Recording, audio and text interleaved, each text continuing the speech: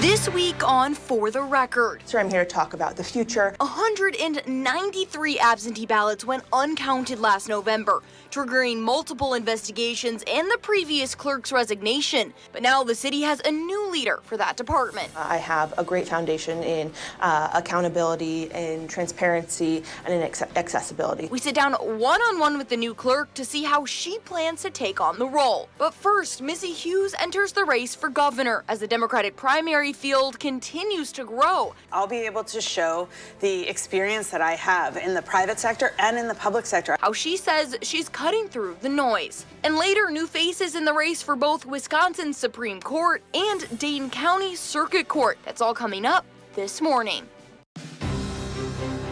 We now present For the Record. Welcome to For the Record. I'm Ellie La Liberté. Well, we start this week by talking money. Dane County faces a $31 million shortfall in 2026. It's a situation County Executive Melissa Agard says is driven by rising costs and limited revenue streams, and only further complicated this week by the federal government shutdown.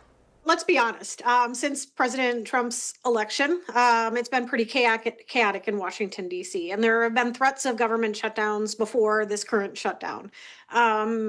It doesn't seem like it's going to become less chaotic, and it is important for us to think about our decisions in the long term and how it is that they're going to affect our community. Agard announced her nearly $904 million 2026 executive budget on Wednesday. And if finalized as is, county employees will see the impact.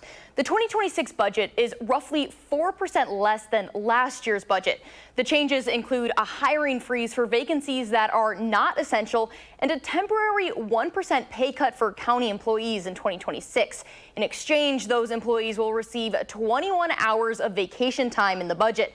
This will save the county about $2 million. County Board Supervisor Patrick Miles says at least one department will have less resources next year.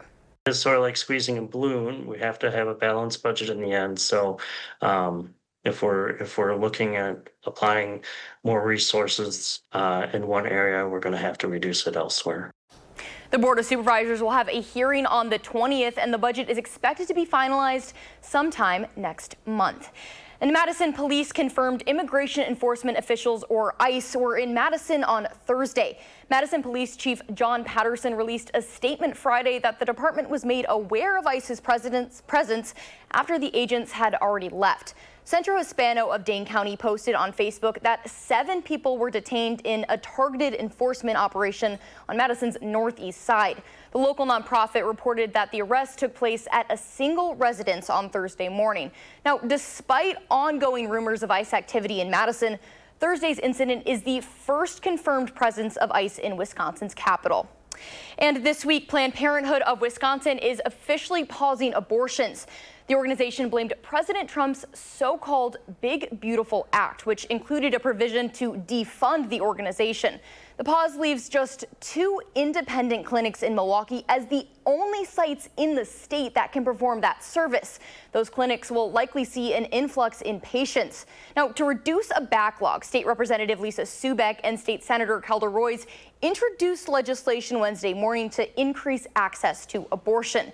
Now, the bill would repeal several current abortion requirements, including that patients must attend 2 appointments with the same physician 24 hours apart, telehealth and medication abortion restrictions, ultrasound restrictions, and other physician requirements.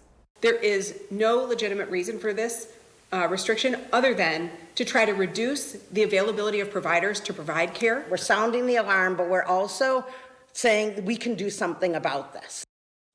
Wisconsin Family Action, an organization that promotes conservative Christian family values, criticizes the proposed legislation. What we would argue is that the intentional killing of unborn children is not health care. We want to make sure that that bill does not pass because we truly want women to have informed consent. We want women to be aware of what they're walking into. Roy's and Subeck's legislation finished circulating for co-sponsorship on Friday. Meanwhile, Republicans in the state legislature proposed a bill to, quote, clarify the definition of abortion. The bill would define that abortion is not an early induction or C-section performed due to medical emergency.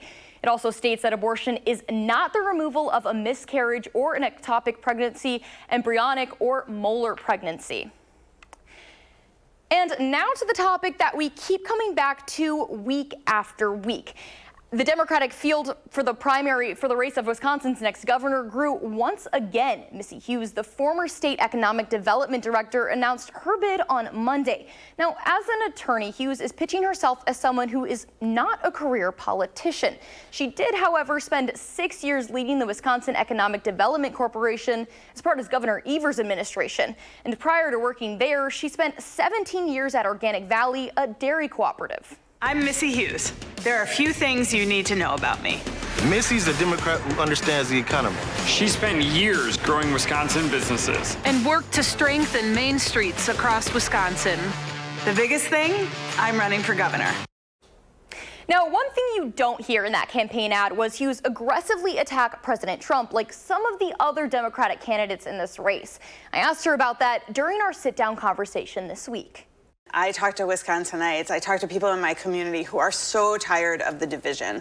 And really the fighting is just yelling at each other at this 500,000-foot level. And I want to get back to our communities where we're working together and we're really thinking about how do we solve problems together.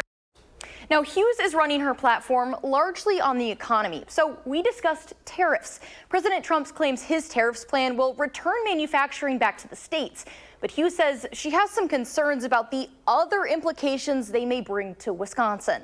What I'm worried about is the tariffs are adding such instability to our economy that we're going to see companies and businesses start to say, maybe I'm not going to hire as many people this year. Maybe I'm not going to make that investment. And that has ripple effects throughout the economy and really affects Wisconsinites.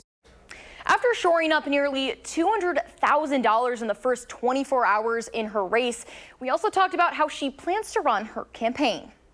My approach is to really talk about the kitchen table issues that Wisconsinites are facing, but also to demonstrate that I have a record of changing that, of finding solutions, of making things work, whether it's bringing companies like Eli Lilly or Microsoft to Wisconsin or working to create 9,500 businesses in all 72 counties. I've done the work, and I want to be able to tell Wisconsinites about that. Now, there's more to that conversation with Hughes. You can learn how she plans to stand apart from her competition in our full interview up right now on channel3000.com. And Hughes is jumping into an already packed Democratic primary, as this is the first time in about 16 years the race has been open with no incumbent running. She joins Lieutenant Governor Sarah Rodriguez, Milwaukee County Executive David Crowley, Madison State Senator Calder Royce, Madison State Representative Francesca Hong, beer vendor Ryan Sternad, and former Representative Brett Holsey in the Democratic primary. Then on the other side of the ticket is Congressman Tom Tiffany and Washington County Executive Josh Schoeman. And next on For the Record, after 193 missing absentee ballots weren't counted in the November election and months of investigations, Madison has a new city clerk. We sit down with Clerk Lydia McComas after a year of turmoil for the department.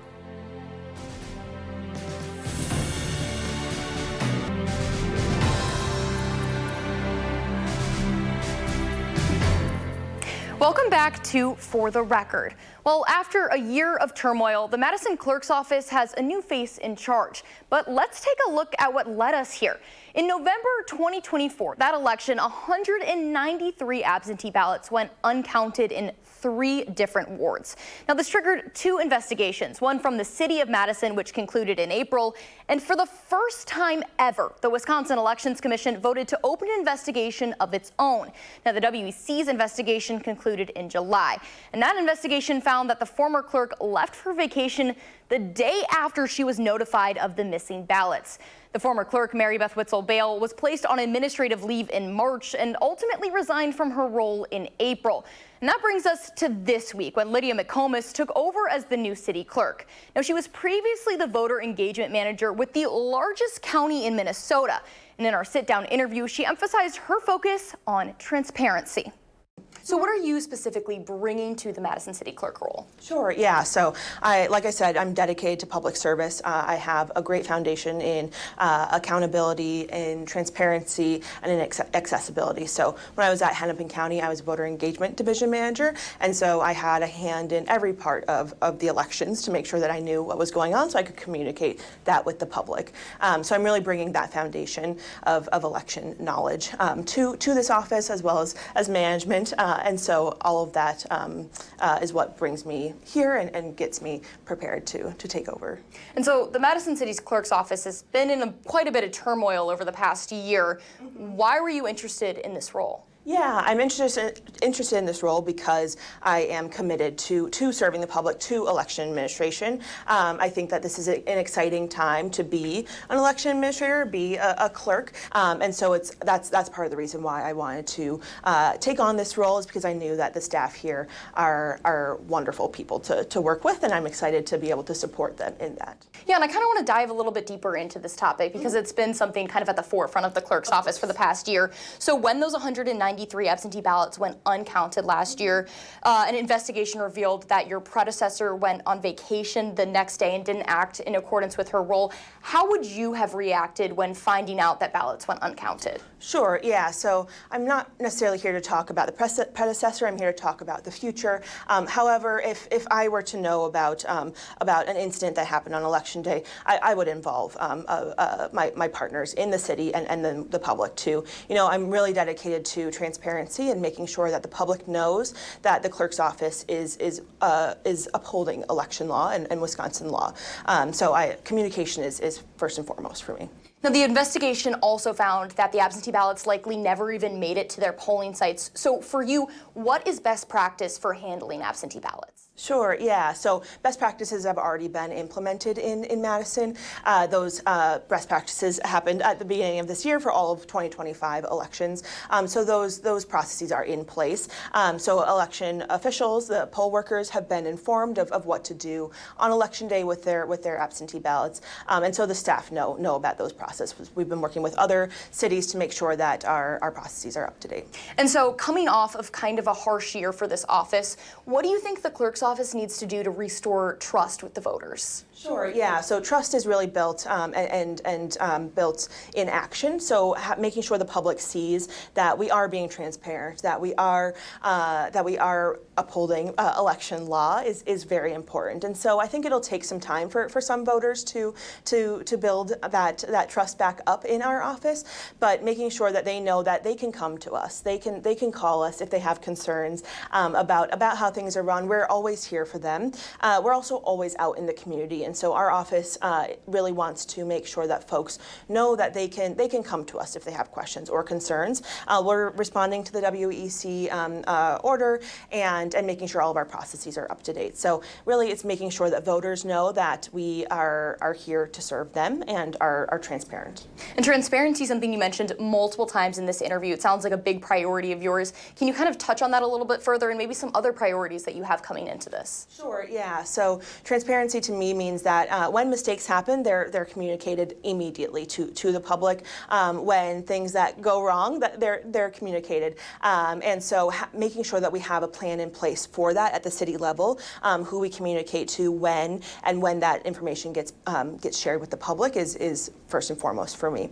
Other priorities for this office is making sure that the staff feel supported. You know, last year was really tough, and it was tough for everybody in election administration in the country. And so making sure that they feel supported and ready to take on 2026, which will also be a big election year. So those are two priorities. You know, I also am really interested in innovation in this office and making sure that folks have the best equipment that we can have, both for election security and just to move this office forward to the future. In recent years, we've seen some threats of violence to election workers. Is that a concern of yours kind of moving into this role? Yeah, it definitely is a concern. concern. It's a concern throughout the country. You know, we have really gotten very polarized and partisan, and unfortunately election offices, clerk's offices have been in that. And you know, it's really tough when the public sees you as partisan or sees you as a politician, and we always say that we're public servants, not politicians. As I go through my first couple of weeks, I'll be looking at the security that we have, looking through to make sure all of our emergency managements plans are up to date and that kind of thing. So it is something that's concerning, but it's not specific to Madison. It's a nationwide issue. Well, thank you so much for taking the time to sit down with us, and welcome to Madison. Thank you. So honored to be here. Really appreciate it. You can find that full interview up right now on channel3000.com. And next on For the Record, new candidates enter the race for both Wisconsin's Supreme Court and the Dane County Circuit Court. Their first pitch to voters when we come back.